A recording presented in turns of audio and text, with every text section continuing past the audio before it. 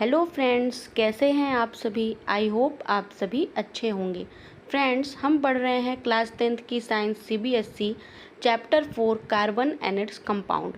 और आज हम करने जा रहे हैं इस चैप्टर की last activity, that is activity 4.12। इस एक्टिविटी में हमें क्या करना है, इस एक्टिविटी में हमें 2 टेस्ट ट्यूब लेने हैं। दोनों टेस्ट ट्यूब में हमें 10 ml हार्ड वाटर को फिल कर लेना है। अब इसके बाद हमें क्या करना है, हमें 2 अलग अलग तरह के सलूशन लेने हैं। टेस्ट ट्यूब जो हमारे पास 2 हैं, जिनमें हमने 10 ml हार्ड वाटर दोनों में भरा है। एक टेस्ट ट्यूब को हम नाम दे देंगे टेस्ट ट्यूब ए और दूसरे टेस्ट ट्यूब को हम नाम दे देंगे टेस्ट ट्यूब बी। तो हमें करना क्या है, हमें करना ये है कि जो टेस्ट ट्यूब ए है उसमें हमें टिंचर की मदद से 5 ड्रॉप सोप सॉल्यूशन डालना है, और जो हमारा टेस्ट ट्यूब बी है उसमें हमें टिंचर की मदद से 5 ड्रॉप डिटर्जेंट का सॉल्यूशन डालना है। तो ये सोप सॉल्यूशन और डिटर्जेंट सॉल्यूशन आप पहले से बना करके रख सकते हैं। और डालने के बाद टेस्ट ट्यूब को हम कॉर्क की मदद से बंद कर देंगे और दोनों टेस्ट ट्यूब को एक साथ एक जितने टाइम के लिए, यानी कि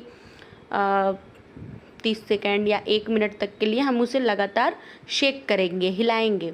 तो फिर क्या होगा, फिर ये होगा कि टेस्ट ट्यूब ए जो है उसमें आप देखेंगे कि उसमें फोम जो बन रहा है वो कम बन रहा है और वहाँ पर हमें कर्डी वाइट प्रेसिपिटेट मिलेगा। लेकिन जो टेस्ट ट्यूब बी है हमारा, वहाँ पर फोम का अमाउंट ज़्यादा होगा और वहाँ पर कर्डी वाइट प्रेसिपिटेट भी नहीं मिलेगा। यानी कि जिस टेस्ट ट्यूब में हमने सोप सॉल्यूशन डाला था वहाँ हमें मिलेगा कर्डी वाइट प्रेसिपिटेट, और जिस सॉल्यूशन में हमने डिटर्जेंट का सॉल्यूशन डाला था वहाँ पर हमें कर्डी वाइट प्रेसिपिटेट नहीं मिलेगा, वहाँ पर हमें ज़्यादा फोम मिलेगा। अब इसके पीछे का रीज़न क्या है, इसके पीछे का रीज़न ये है कि सोप जो होते हैं वो जनरली सोडियम और मैग्नीशियम के कार्बोक्सिलिक एसिड के लॉन्ग चेन होते हैं।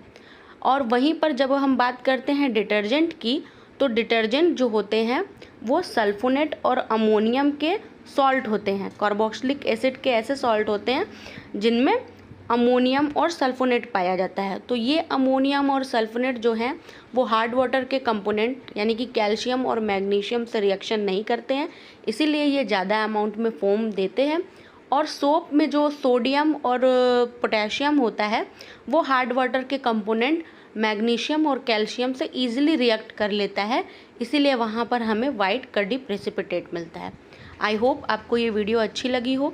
अगर आपकी कोई क्वेरी है तो आप मुझसे कमेंट बॉक्स में पूछ सकते हैं। क्लास 10th की सारी वीडियोस को देखने के लिए प्ले